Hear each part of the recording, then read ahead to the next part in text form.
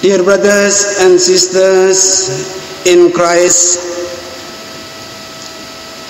this year I officiated weddings more than another years.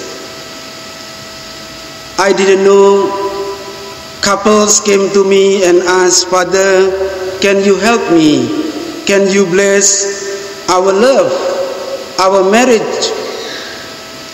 Some Filipino couples, some Indonesian couples, some Singaporean couples.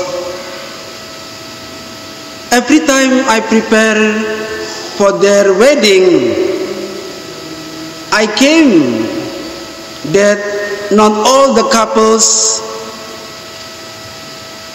they had enough money so that they have a great wedding ceremony or wedding day. From time to time they ask, "Father, we don't have choir, we cannot afford." And then I always came to this couple in our parish. The husband, he is blind.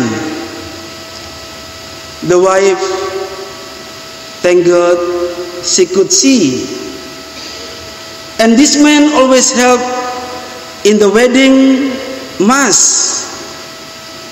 with his talent to play organ and to sing the wedding song.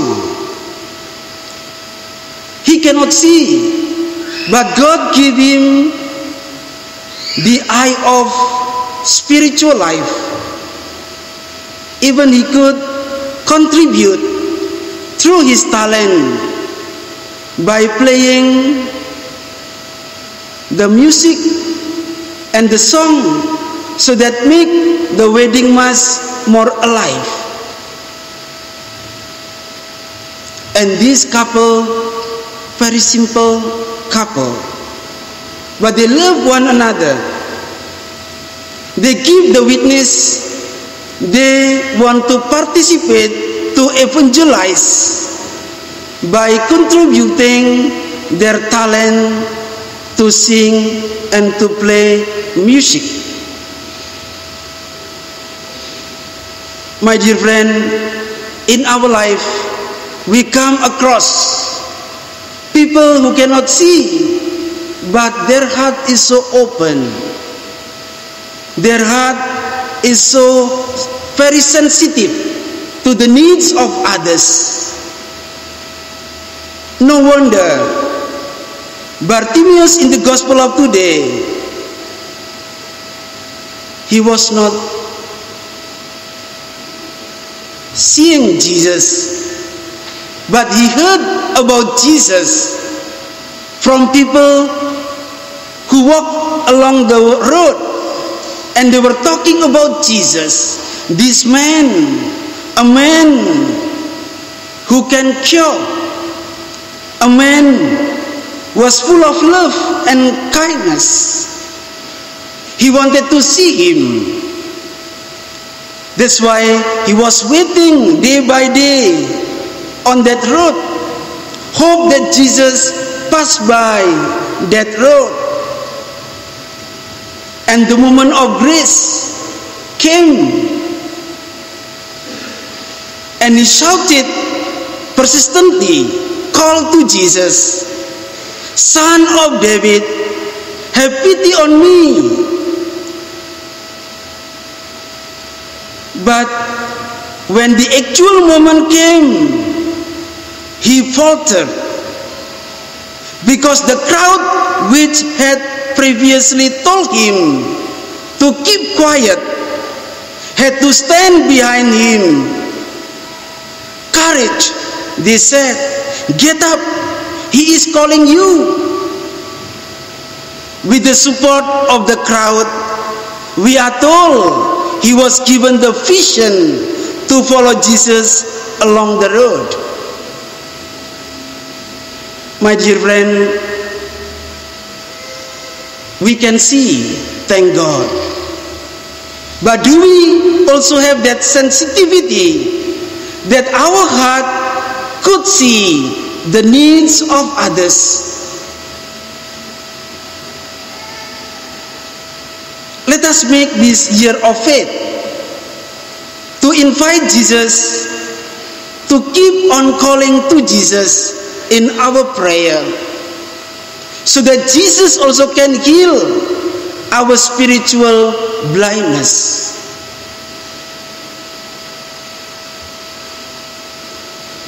Sometimes in the parish, people can contribute through the talent, just like the couple I mentioned in the beginning.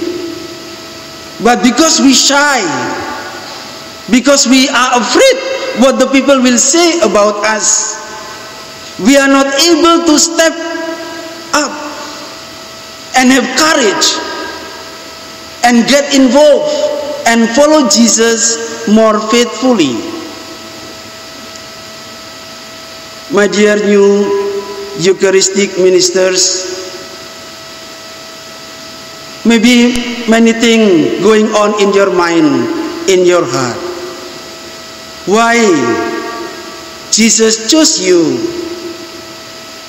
to be Eucharistic ministers? What I am going to do? Courage. When Jesus called you, Jesus also gave the means to carry out your duty faithfully and wholeheartedly. It is very important that you give your commitment, that by giving and distributing the Eucharist, you are distributing also your faith in Jesus. You are sharing also the love that Jesus gives to you day by day. Don't be afraid. Jesus will make your life much more richer. And let people consume you, use you, just like our Lord in the Eucharist always give us this spiritual food. It is not about only giving and distributing the Holy Communion,